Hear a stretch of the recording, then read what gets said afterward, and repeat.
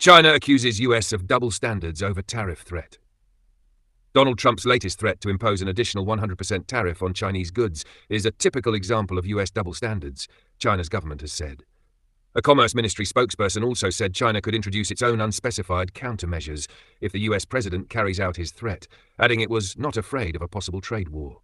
On Friday, Trump hit back at Beijing's move to tighten its rules for rare earths exports, accusing it of becoming very hostile and trying to hold the world captive.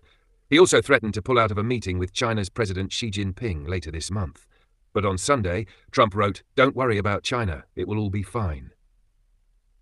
Highly respected President Xi just had a bad moment. He doesn't want depression for his country, and neither do I. The USA wants to help China, not hurt it, Trump said in a post on social media without elaborating further. Trump's comments on Friday, please open your app to see this link, rattled financial markets, with the S&P 500 share index closing down 2.7%, its steepest fall since April. The president's words renewed fears of a trade war between the US and China.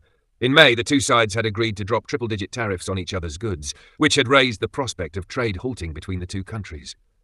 This left US tariffs on Chinese goods facing an added 30% levy compared with the start of the year, while US goods entering China face a 10% tariff. China's response, released by the Commerce Ministry in the form of written responses to journalists' questions, echoed language from the height of the recent trade conflict.